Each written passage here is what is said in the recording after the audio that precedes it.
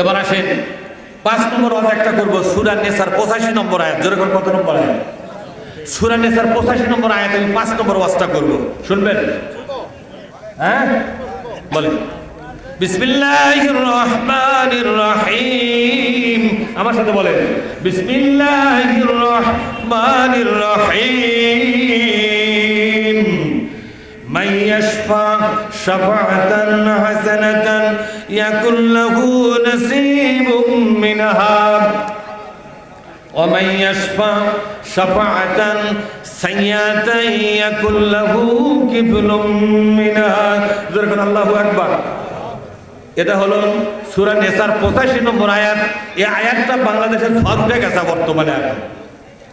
সাফায়াত, কেউ যদি সাফায়াত করে দুনিয়া, কোথায়? এই আয়াতটা দুনিয়ার জন্য, কিন্তু এটা কোথাকার জন্য? আয়াতটা দুনিয়ার জন্য, আখিরাতের জন্য এই সাফায়াত নয়। এই দুনিয়ার সাফায়াতটা কি? দুনিয়ার সাফায়াত হলো যে আপনি কাউকে সমর্থন দিলেন যে লোকটা ভালো লোক। লোকটা কি লোক?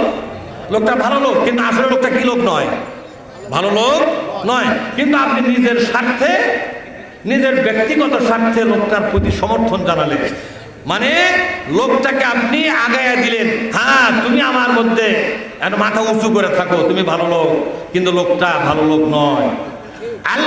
আল্লাহ পাক বলছেন, কোন ব্যক্তি যদি কোন ভালো কাজকে ভালো বলে ঘোষণা দেয়, কোন ভালো মানুষকে ভালো মানুষ বলে ঘোষণা দেয়, সেটা যে কোনো বিষয় হোক না কেন, ব্যক্তিগত জীবন, পারিবারিক জীবন, সামাজিক জীবন, রাষ্ট্রীয় জীবন, যেই জীবনই হোক না কেন, একটা ভালোকে ভালো বলে ঘোষণা দেওয়া, এটা যদি করেন, আল্লাহ পাক বলেছেন ওই ভালোর একটা ভালো অংশ তোমার আমলনামার মধ্যে আল্লাহ লিখে দিবে। সুবহানাল্লাহ বলবেন না? তাহলে কারো প্রতি সমর্থন করতে গেলে লোকটা ভালো না মন্দ দেখে শুনে সমর্থন করা লাগবে কিনা? যখন লাগবে কিনা? ভালো মন্দ দেখে সমর্থন দেওয়া লাগবে।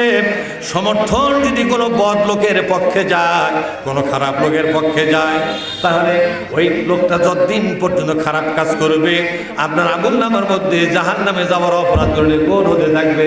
জোরে কন্যা নাউযুবিল্লাহ।